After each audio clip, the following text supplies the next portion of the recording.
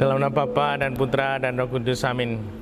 Bu Bapak, saudari, saudaraku yang terkasih, kaum muda, adik-adik, salam bantul kasih, berkah dalam. Kembali kita berjumpa dalam renungan harian hari ini, Minggu 5 September 2021. Kita akan mengambil dari Injil Markus bab 7 ayat 31 sampai 37. Sekali peristiwa, Yesus meninggalkan daerah Tirus dan lewat Sidon pergi ke Danau Galilea di tengah-tengah daerah Dekapolis. Di situ orang membawa kepadanya seorang tuli dan gagap dan memohon supaya Yesus meletakkan tangannya atas orang itu. Maka Yesus memisahkan dia dari orang banyak sehingga mereka sendirian. Kemudian Yesus memasukkan jarinya ke telinga orang itu, lalu meludah dan meraba lidah orang itu. Kemudian sambil menengadah ke langit, Yesus menarik nafas dan berkata kepadanya, "Efata," artinya terbukalah. Maka terbukalah telinga orang itu dan seketika itu terlepas pula pengikat lidah. Lalu ia berkata-kata dengan baik. Yesus berpesan kepada orang-orang yang ada di situ supaya jangan menceritakan kepada siapapun juga. Tetapi makin dilarangnya, mereka makin luas mereka memberitakannya.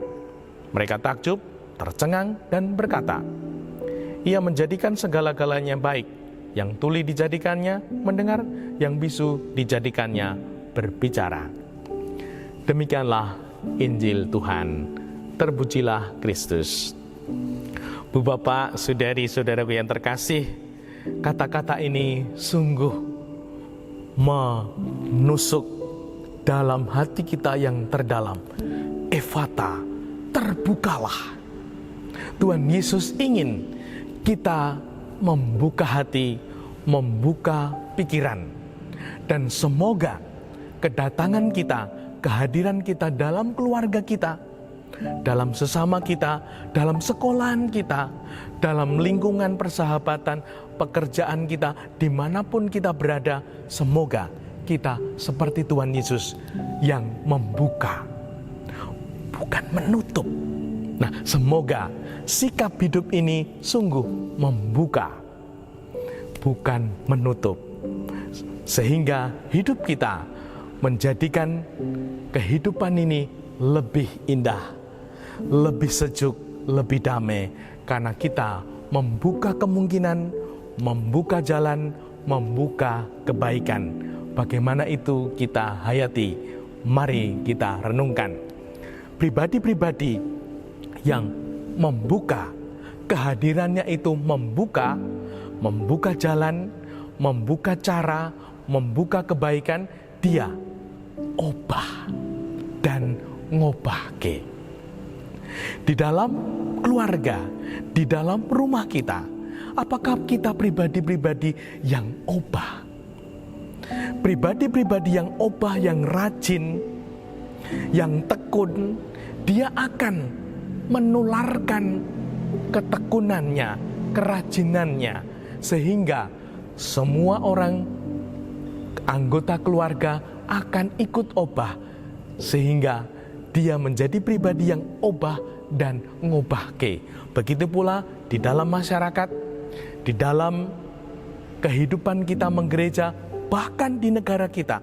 Coba bayangkan, kalau punya Jokowi, presiden yang menang baik, maka negara ini akan diam, mandek. Nah, semoga kita menjadi pribadi-pribadi yang seperti Jokowi. Kerja. Wah, luar biasa sekali. Dan semoga ini sungguh-sungguh menjadi mental kita. Dan yang kedua, pribadi-pribadi yang membuka itu adalah pribadi-pribadi yang mencerahkan, menginspirasi. Kata-katanya itu berisi. Kata-katanya itu mentes, ada nilainya, ada maknanya. Nah, mari kita renungkan. Kata-kataku itu, apa yang kukatakan itu berisi, bernilai, penuh makna. Nah, semoga kita menjadi pribadi-pribadi yang mencerahkan, menginspirasi, mulai dari orang-orang yang terdekat dengan kita. Sehingga sungguh kita menjadi pribadi-pribadi yang berisi karena mencerahkan. Dan yang ketiga, pribadi yang membuka kebaikan dan jalan, dia adalah pribadi-pribadi yang sungguh memotivasi, mendukung.